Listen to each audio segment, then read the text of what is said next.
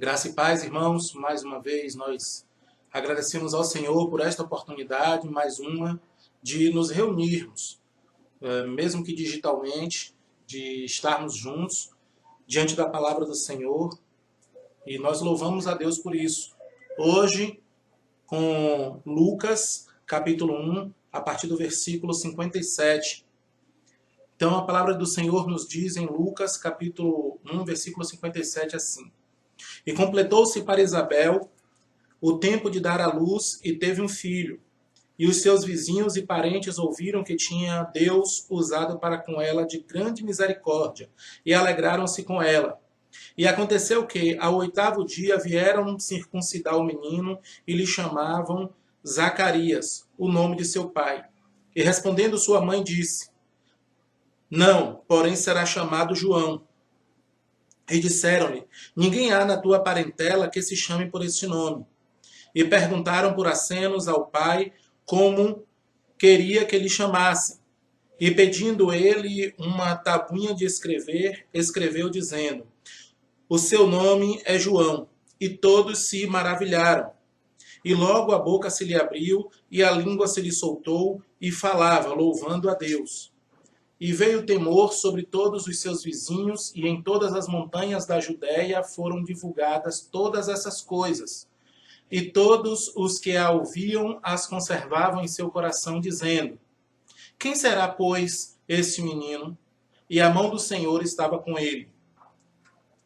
E Zacarias, seu pai, foi cheio do Espírito Santo e profetizou, dizendo: Bendito o Senhor Deus de Israel, porque visitou e remiu o seu povo, e nos levantou uma salvação poderosa na casa de Davi, seu servo, como falou pela boca dos seus santos profetas desde o princípio do mundo, para nos livrar dos nossos inimigos e das mãos de todos os que nos aborrecem, e para manifestar a misericórdia a nossos pais, para lembrar-se do seu santo concerto e do juramento que jurou a Abraão, nosso pai, e de conceder-nos que, libertados das mãos dos nossos inimigos, o servíssemos sem temor, e em santidade e justiça perante ele todos os dias da nossa vida. E tu, ó menino, serás chamado profeta do Altíssimo, porque hás de ir ante a face do Senhor e preparar os seus caminhos, para dar ao seu povo conhecimento da salvação na remissão dos seus pecados, pelas entranhas da misericórdia do nosso Deus, com que o Oriente do Alto nos visitou, para alumiar os que estão assentados em trevas e sombra da morte, a fim de dirigir os nossos pés pelo caminho da paz. E o menino crescia e se robustecia no espírito, e esteve nos desertos até o dia em que havia de mostrar-se a Israel. Então, oremos. Querido Deus, glorioso Senhor, em nome de Jesus Cristo, Pai, te agradecemos por esta bênção, Senhor Deus, que o Senhor nos dá. Muito obrigado, Senhor, pelo alimento espiritual que o Senhor coloca aqui diante de nós. Te pedimos perdão pelos nossos pecados, ó Pai, e te pedimos que o Senhor nos ajude, Senhor, na compreensão da Tua palavra. Te pedimos, ó Pai, que possamos compreender a Tua palavra, pois a Tua palavra é a Tua vontade para nossas vidas. E compreendendo, Senhor Deus, possamos viver, praticar, guardar em nossos corações de tal maneira que se torne prática em nossas vidas. Nos ajuda, Senhor Deus, nos fortalece, nós oramos em nome de Jesus. Amém. Esses versículos que nós lemos agora, eles nos contam as circunstâncias ali, o momento do nascimento de João Batista. E o nosso título da mensagem nesta oportunidade, nesta noite, é A Obediência ao Senhor, o Louvor a Deus e o Nascimento de João Batista. Esse é o título. E esses versículos, eles narram ali aquele momento do nascimento de João Batista. E o versículo 57, ele nos diz que, ao completar-se para Isabel o tempo de dar à luz, ela teve um filho. O versículo 57 mostra aí o nascimento, né, de João. É interessante que o texto vai nos mostrar que completou-se para Isabel o tempo de dar à luz e teve um filho, e os seus vizinhos e parentes ouviram que tinha Deus usado para com ela de grande misericórdia, e alegraram-se com ela. E quando a gente vai para o versículo 65, diz assim: e veio temor sobre todos os seus vizinhos, e todas as montanhas da Judéia foram divulgadas todas estas coisas. Então nós encontramos mais um versículo que mostra que João nasceu na Judéia, Isabel nasceu na Judéia, ela era da tribo de Levi, junto com seu marido, Zacarias. Eles moravam ali na Judéia, e Maria, a mãe de Jesus, ela morava na Galileia. A distância entre essas duas regiões é em torno de 150 quilômetros. E nesses dias, agora junho de 2020, nós estamos vivendo aqui na Bahia, em todo o Nordeste, uma época em que as pessoas têm um costume de acender fogueiras em homenagem a João Batista.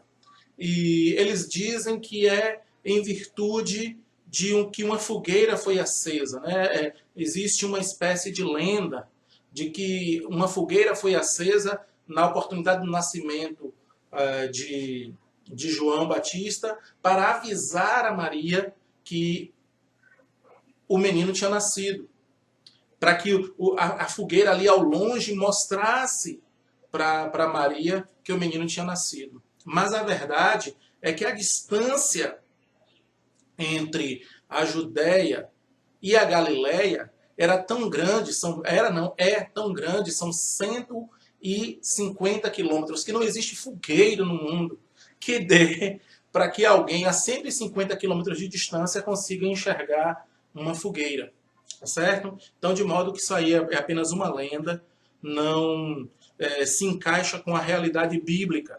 Inclusive, até nós vemos que no versículo 56, o seguinte: e Maria ficou com ela, aqui com Isabel, quase 3 meses, e depois voltou para a sua casa. De modo que o que nós vemos é que provavelmente, como Maria chegou quando Isabel tinha 6 meses de grávida, e ela ficou quase 3 meses, na realidade, o mais provável mesmo é que Maria tenha ficado até o momento do nascimento. Pois bem, o versículo 58 nos diz o seguinte: e os seus vizinhos e parentes ouviram que tinha Deus usado para com ela de grande misericórdia e se alegraram com ela. Aqui a misericórdia do Senhor ela é reconhecida. O povo ele reconhece aqui a misericórdia de Deus. Nós encontramos nos versículos 59 a 63 a obediência tanto de Isabel quanto de Zacarias, sendo algo que é mais importante do que a tradição humana. Nós vemos que naquela época era comum que os filhos eles recebessem os nomes dos seus pais, era uma tradição, era um costume, e nós encontramos justamente isso nos versículos 59 a 63, que dizem assim: e aconteceu que ao 8º dia vieram circuncidar o menino e lhe chamavam Zacarias, o nome de seu pai. E respondendo a sua mãe disse: não, porém será chamado João. E disseram-lhe: ninguém há na sua parentela que se chame por este nome. E perguntaram por acenos ao pai como queria que lhe chamassem. E pedindo ele uma tabuinha de escrever, escreveu dizendo: o seu nome é João. E todos se maravilharam. Este momento em que diz aqui que ao 8º dia os sacerdotes ali, os levitas, eles foram ali para circuncidar o menino, foi justamente seguindo a ordem do Senhor que se encontra em Levítico capítulo 12, versículo 3, que diz assim, Levítico 12, verso 3.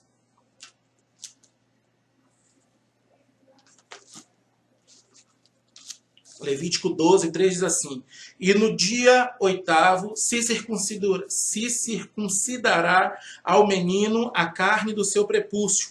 Então nós temos aqui a ordem do Senhor sobre a circuncisão, a carne do prepúcio, e chegaram ali as pessoas para procederem conforme a lei em relação àquela criança, em relação àquela família.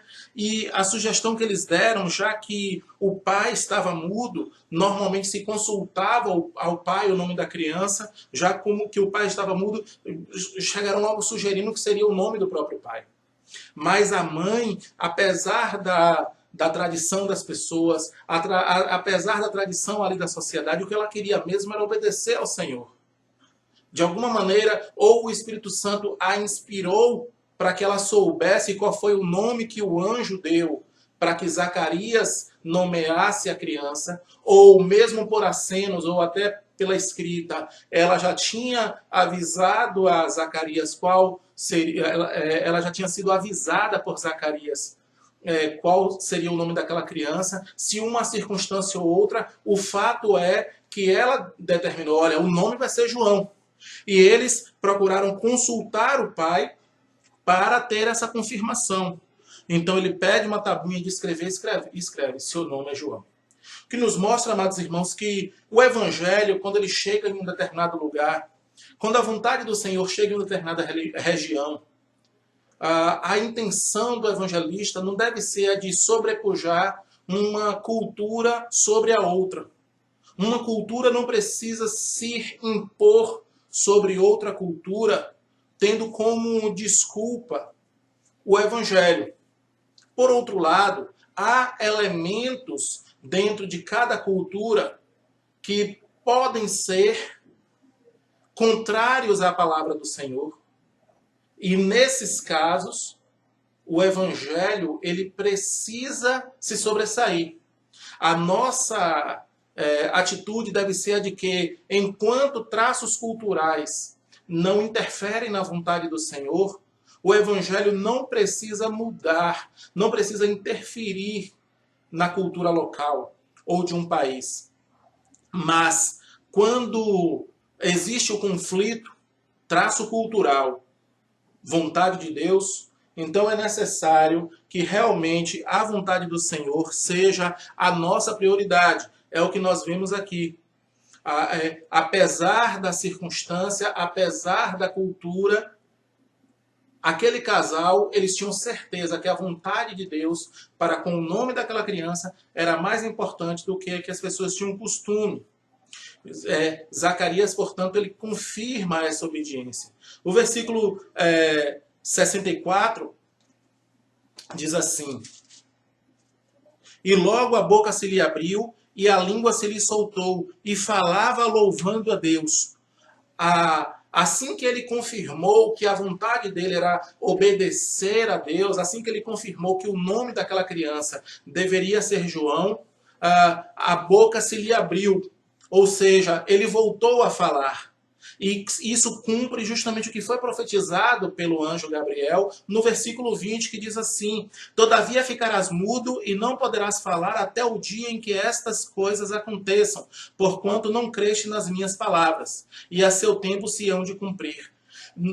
O cumprimento aqui sobre o fato de que Zacarias tenha ficado mudo porque não tinha acreditado na profecia do anjo, ele ficou mudo e a profecia foi justamente de que ele ficaria mudo até que João nascesse. João nasceu, Zacarias, confirmou que realmente estava interessado em fazer a vontade de Deus e somente sua vontade de Deus, então aí ele volta a falar.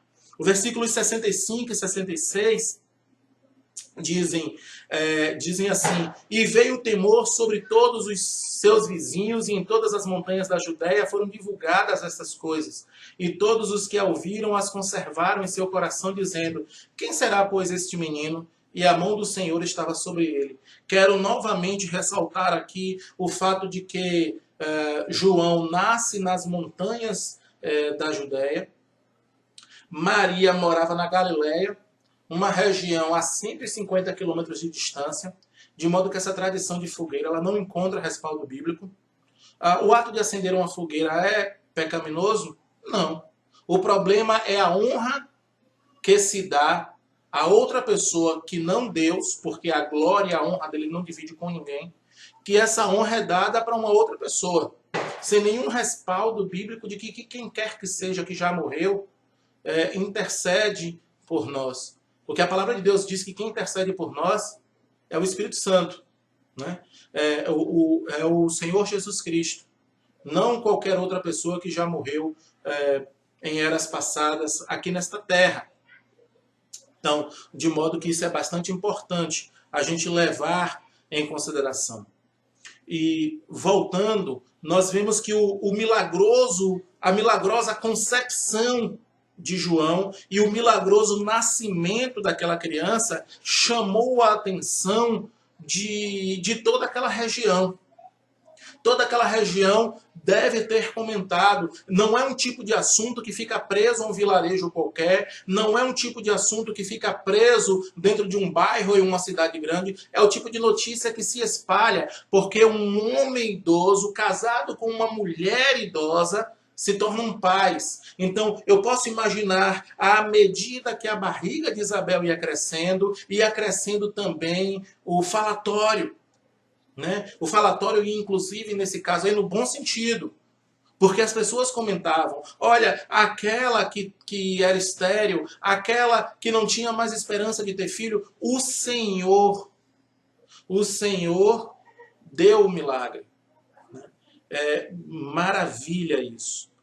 E esses dois versículos, eles terminam com uma pergunta. Eles quase terminam, né, com uma pergunta. Quem será, pois, este menino? Zacarias vai responder a essa pergunta lá nos versículos 76 a 79. Chegaremos lá. Mas nós vemos aí essa divulgação nas montanhas da Judéia por causa de uma coisa tão milagrosa. Como é que uma mulher idosa, esposa de um homem idoso, como é que ela vai engravidar? Como é que ela engravida? E a gravidez chega ao fim, a criança nasce bem, saudável e a mãe também. Então, realmente, o Senhor faz maravilhas. Ele é o mesmo ontem, hoje e eternamente. Os versículos terminam dizendo que a mão do Senhor estava sobre ele. Essa mão do Senhor aí, ela simboliza a presença de Deus, ela simboliza a sua graça e a consequente permissão do Senhor de que tal pessoa tenha comunhão com Ele pela sua própria graça. É isso que nós encontramos, por exemplo, em Efésios capítulo 1. Efésios capítulo 1, versículo 6. Diz assim a palavra do Senhor.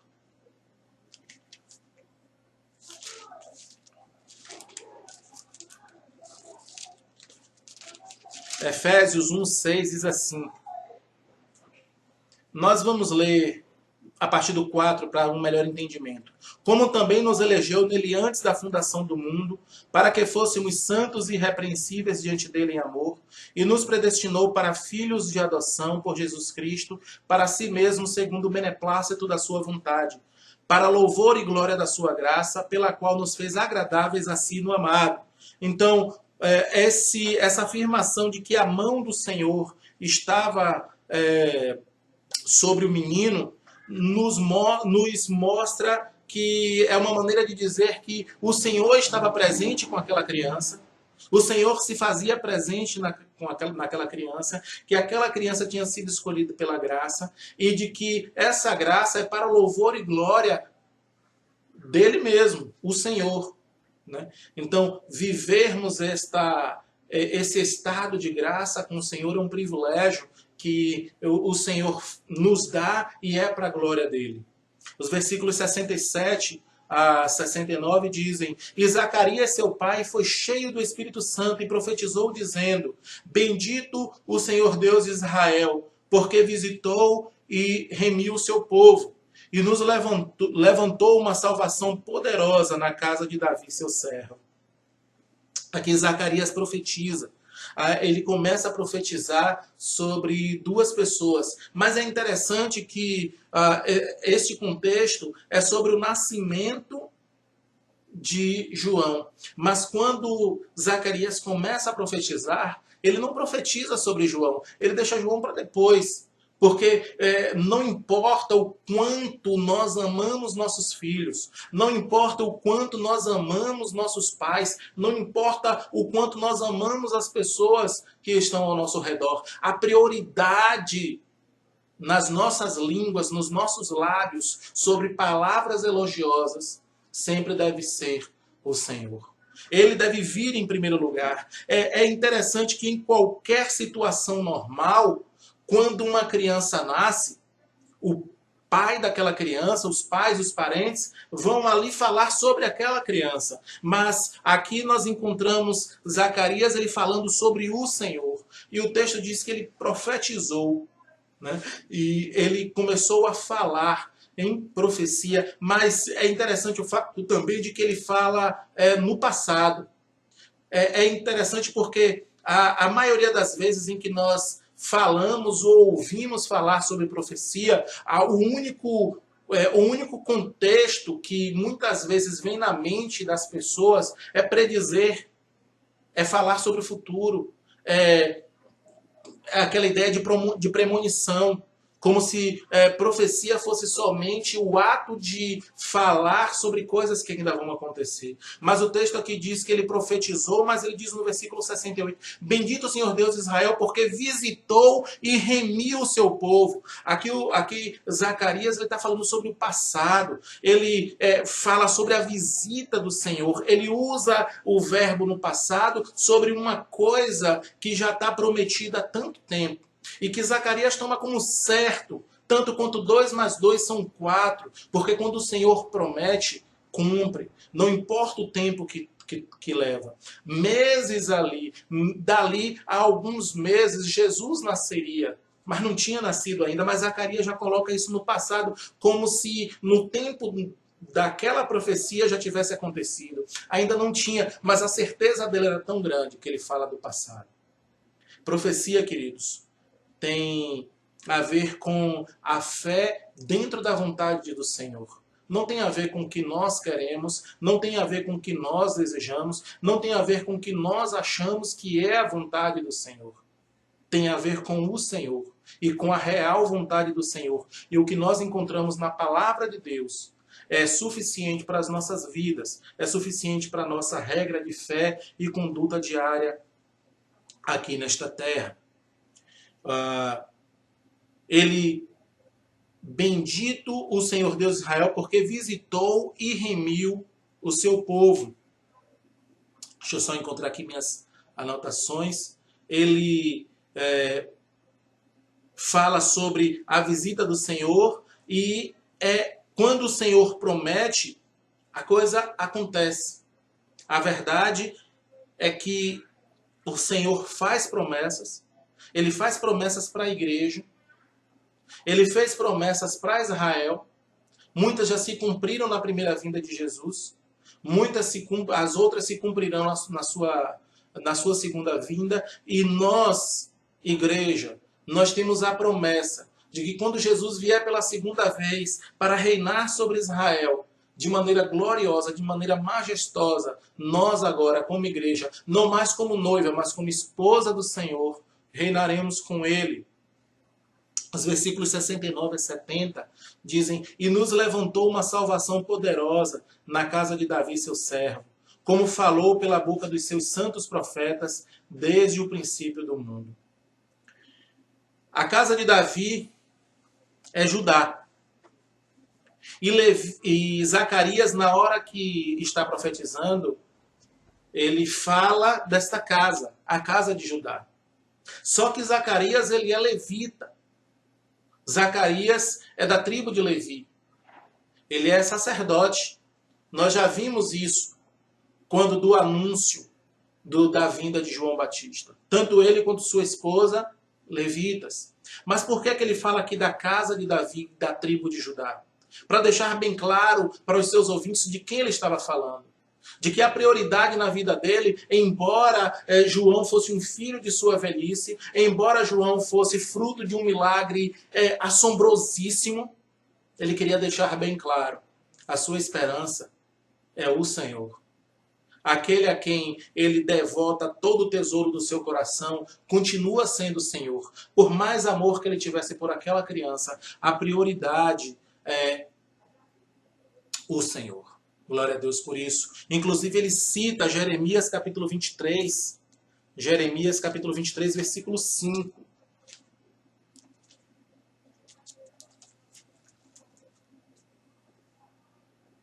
Diz assim: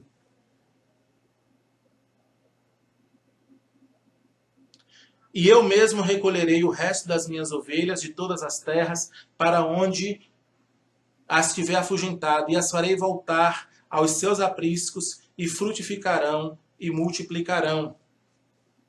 Versículo 4. E levantarei sobre elas pastores que as apacentem, e nunca mais temerão, nem se assombrarão, e nenhuma delas faltará, diz o Senhor. Eis que vem dias, diz o Senhor, em que levantarei a Davi um renovo justo. Sendo rei, reinará e prosperará e praticará o juízo e a justiça na terra. Zacarias cita a profecia aqui de Jeremias, deixando bem claro que ele acreditava sim nas profecias do Senhor sobre o Messias. Ele fala inclusive do livramento dos inimigos, versículos 71 e 72, nós vemos assim: para nos livrar dos nossos inimigos, das mãos dos que nos aborrecem, e para manifestar a misericórdia aos nossos pais, e para lembrar-se do seu santo concerto. Ele cita aí Levítico 23, 42. Já no versículo 73, ele cita Gênesis 12, de 1 a 3 e 17, 4, ao dizer assim no versículo 73, e do juramento que jurou a Abraão, nosso pai. Vale nós irmos lá para vermos esse trecho, porque Abraão é o pai da fé. Então, João Batista, ele, apesar da incredulidade do seu pai no momento em que ele é anunciado que viria, ainda assim o texto vai nos mostrar que ele vai preparar o coração, ou seja, preparar os corações dos seus ouvintes para que eles tenham fé no Messias. Então, Gênesis capítulo 12, versículos de 1 a 3 dizem assim: ora, o Senhor disse a Abraão, sai-te da tua terra e da tua parentela e da casa de teu pai para uma terra que eu te mostrarei, e far-te-ei uma grande nação, e abençoar-te-ei e engrandecerei o teu nome, e tu serás uma bênção. E abençoarei os que te abençoarem, e amaldiçoarei os que te amaldiçoarem. E em ti serão benditas todas as famílias da terra. Também o capítulo 17 de Gênesis, versículo 4. Quanto a mim, eis o meu concerto contigo e serás pai de uma multidão de nações. Então, nós vemos aqui também agora Zacarias, ele citando no versículo 73, voltando aqui para Lucas, ele citando aí o pacto que o Senhor fez com Abraão. Os versículos 74 e 75, o pensamento de Zacarias, ele se encontra com o pensamento de Paulo. Os versículos 74 e 75 dizem assim: de conceder-nos que, libertados das mãos dos nossos inimigos, servíssemos sem temor, em santidade e justiça, perante Ele todos os dias de nossas vidas. Aqui o pensamento de Zacarias, ele é o mesmo pensamento de Paulo. Nós podemos ver isso em várias oportunidades, mas eu peço aos amados irmãos que venham comigo para Romanos, capítulo 6. Nós vamos ver o quanto eles dois pensavam mais ou menos do mesmo jeito no que se refere a essa libertação do pecado, né? Então, versículo 17, Romanos capítulo 6, verso 17. Mas, graças a Deus, que, tendo sido servos do pecado, obedecestes de coração à forma de doutrina que fostes entregues. E o versículo 22 diz: mas agora, libertados do pecado e feitos servos de Deus, tendes o vosso fruto para a santificação, e por fim a vida eterna.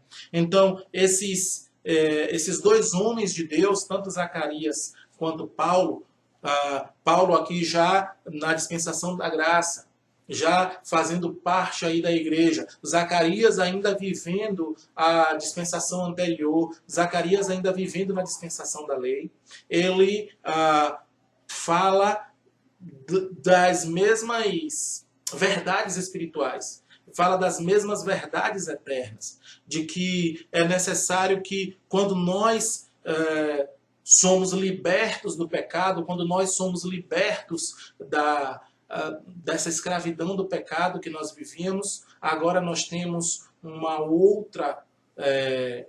outro Senhor sobre nós. É um Senhor que nos segura pelo amor, pela graça, pela misericórdia.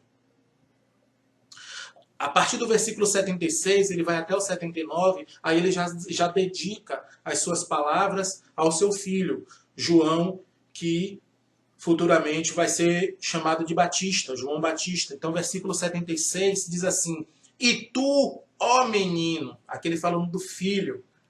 Eu posso imaginar a emoção de um pai ao ter a certeza de que o seu filho é uma figura tão emblemática, profetizada 700 anos de antecedência, 700 anos antes, Isaías já profetiza sobre ele. E ele olha para o menino e diz: "E tu, ó menino, serás chamado profeta do Altíssimo, porque hás de ir ante a face do Senhor, a preparar os seus caminhos, para dar ao seu povo conhecimento da salvação na remissão dos seus pecados." Aqui nós vemos Zacarias ele citando Isaías capítulo 40, versículo 3.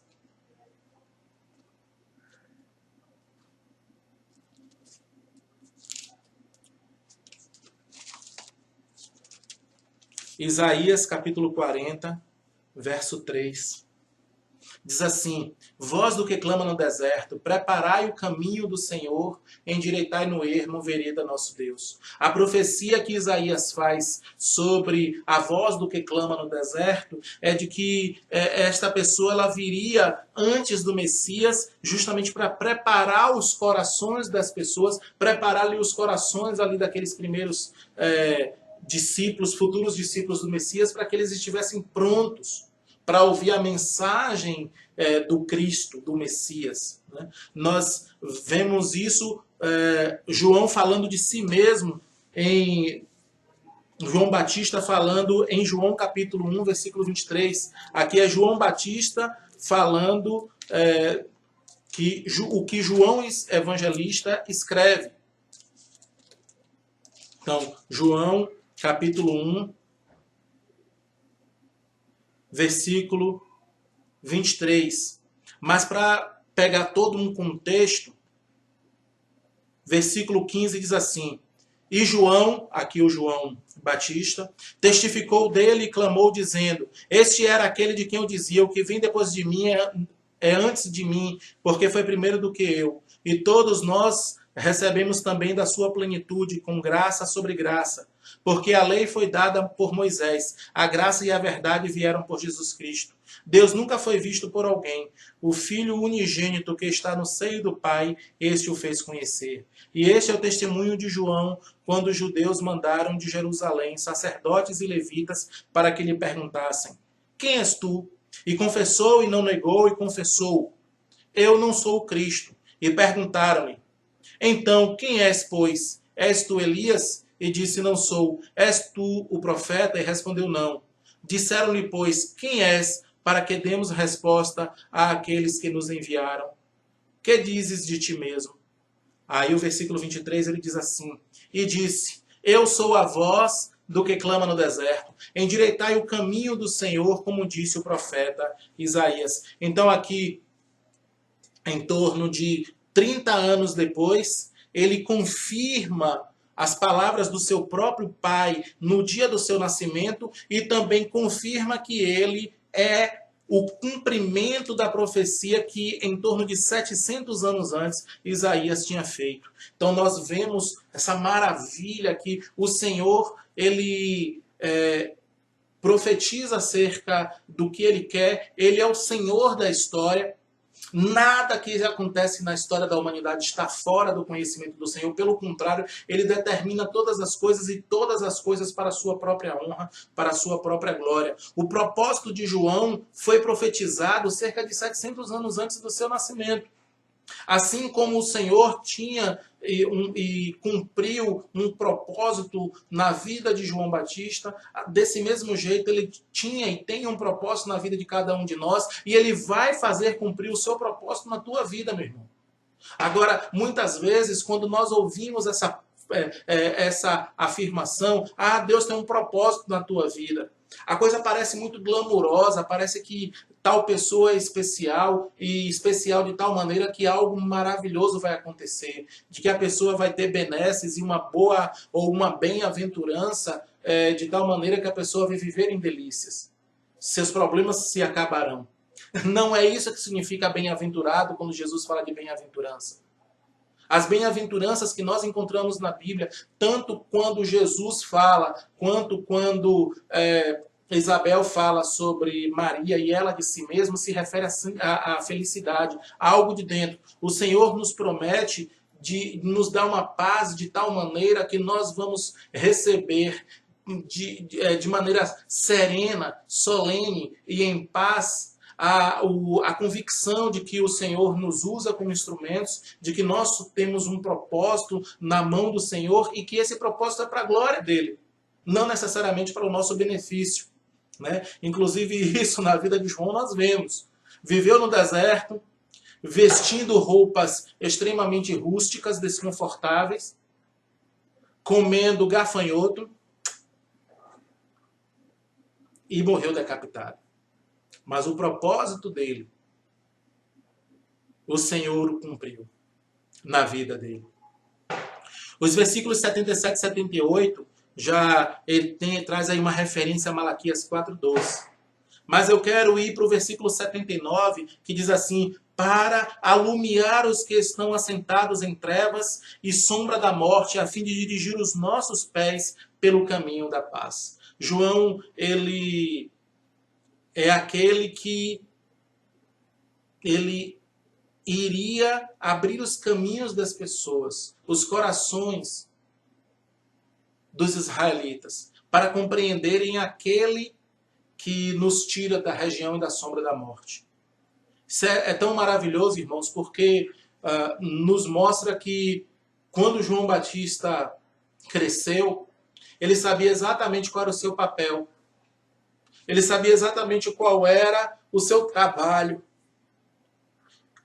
o que é que ele tinha de desempenhar, qual era o seu papel em toda a vontade do Senhor, em toda uma engrenagem em que todas as coisas são para o louvor e glória de Deus. Então isso nos mostra um ensinamento muito grande. Se encontra aí em Isaías capítulo 9, versículo 2, vamos voltar lá para Isaías capítulo 9.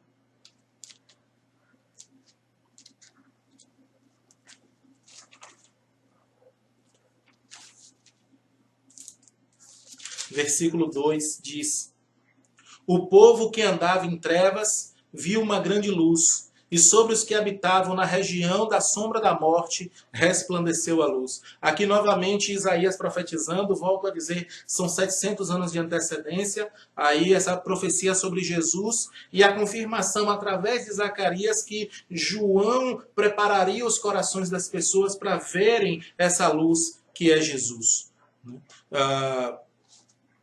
Em Mateus capítulo 4,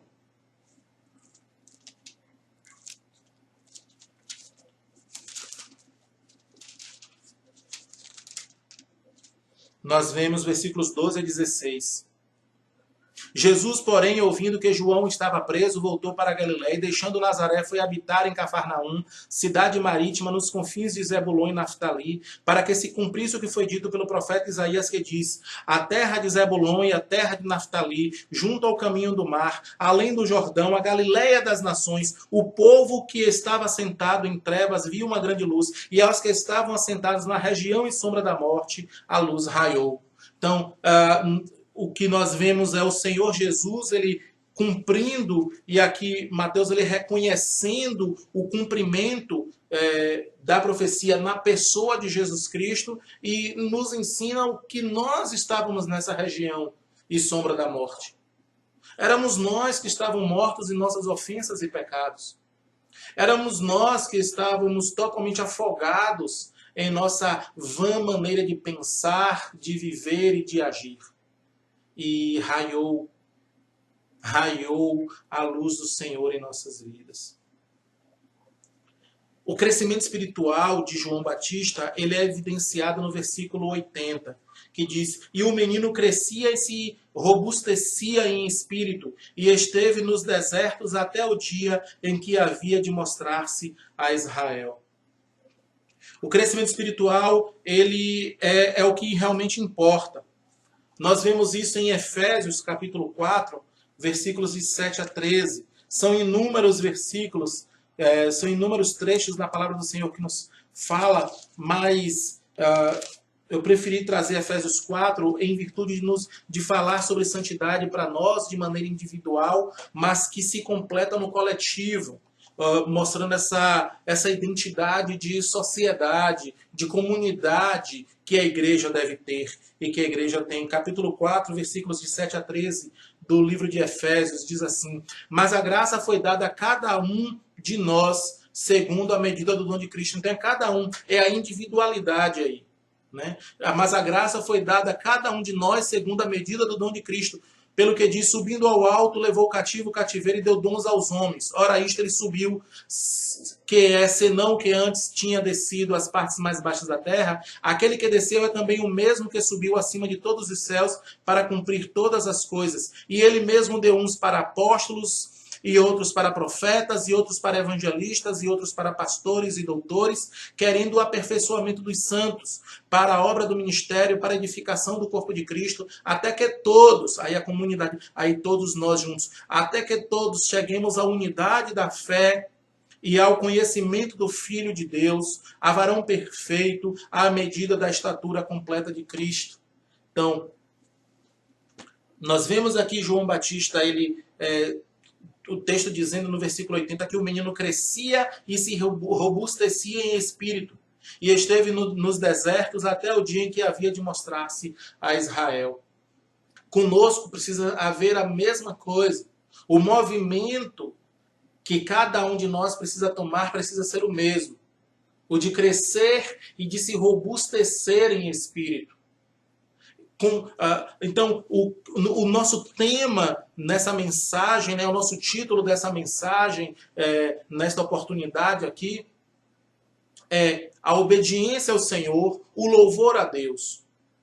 Tudo isso no contexto do nascimento de João Batista. Nós vemos aí, independentemente da cultura, independentemente do que as pessoas pensavam, o nome de João não deveria ser Zacarias como seu pai.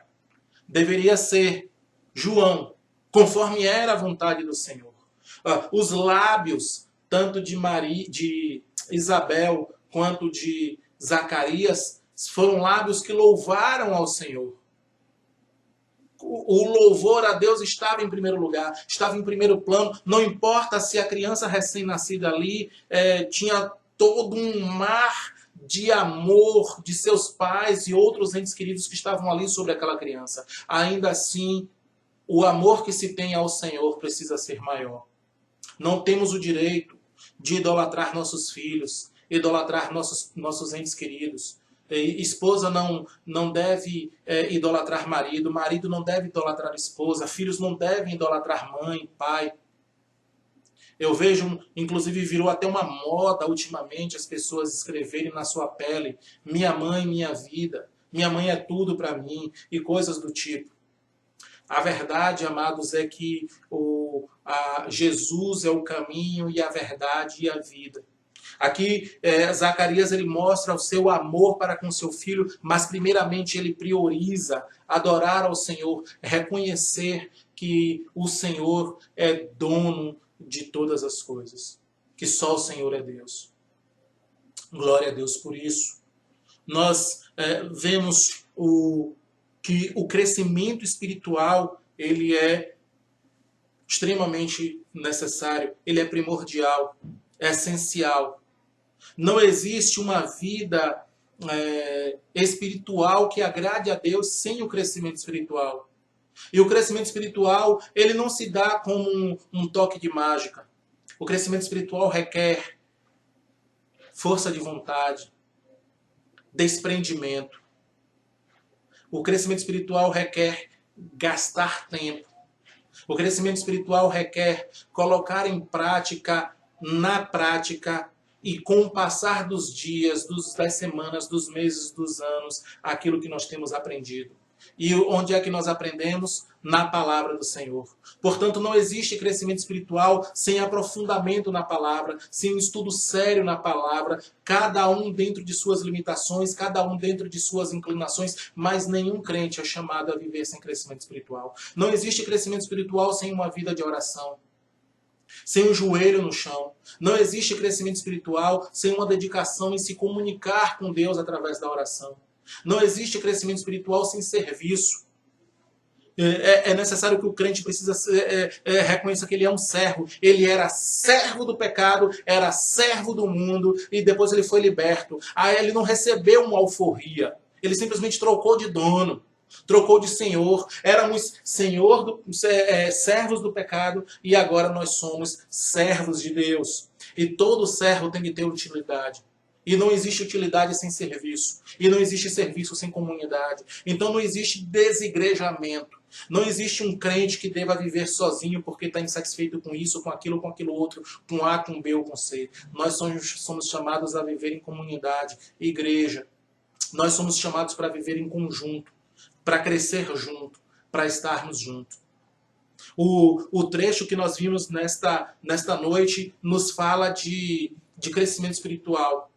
O último versículo vai falar que João crescia espiritualmente. Esse trecho também nos fala de louvor. Zacarias louvou ao Senhor. Esse trecho fala de fazer a vontade de Deus, porque ela é superior a qualquer outra vontade. E isso nós vimos tanto Isabel quanto Zacarias fazerem. Essa precisa ser a tônica de nossas vidas. A vontade do Senhor acima de tudo, o louvor ao Senhor vem em primeiro lugar e o nosso crescimento espiritual é uma necessidade. Para que assim sejamos cheios do Espírito Santo, assim como João foi em toda a sua vida, assim como Isabel e Zacarias experimentaram e eles ficaram tão felizes com isso. Glória a Deus por isso. Que o Senhor nos fortaleça, nos ajude a colocarmos o louvor e a obediência ao Senhor em primeiro lugar em nossas vidas. Que Ele nos ajude também a buscarmos esse crescimento espiritual para a glória dEle. E que nós possamos nos lembrar também que a honra, a glória só pertence a Deus. E qualquer pessoa que diga e viva, nunca diga viva para outra pessoa. Sempre diga viva ao Senhor, glória ao Senhor, louvor ao Senhor, honra ao Senhor. Porque a glória dele, ele não divide com ninguém. Glória a Deus. Que o Senhor continue abençoando o seu povo, sua igreja, nos fortalecendo em nome de Jesus. Querido Deus, glorioso Pai, em nome de Jesus Cristo, Senhor, te agradecemos por esta bênção. Muito obrigado, Senhor, porque de uma maneira maravilhosa, Pai, o Senhor nos sustenta, nos guarda, nos usa. Ó Deus, em nome de Jesus, nos ajuda, Pai, a vivermos para a Tua glória. Fortalece Teu povo, Senhor. Nos ajuda a colocar em prática aquilo que nós vimos, esses 3 pilares que nós vimos nesse trecho, nesta noite. Que sejamos aqueles que colocam a Tua vontade em primeiro lugar, independentemente das tradições, independentemente da cultura. Que nós sejamos homens e mulheres, jovens, velhos, que têm nos seus lábios palavras e cânticos de louvor a Ti. E que nós possamos experimentar um permanente, sólido crescimento espiritual diante da Tua presença. Nós oramos em nome de Jesus. Amém. Que Deus abençoe em nome de Jesus.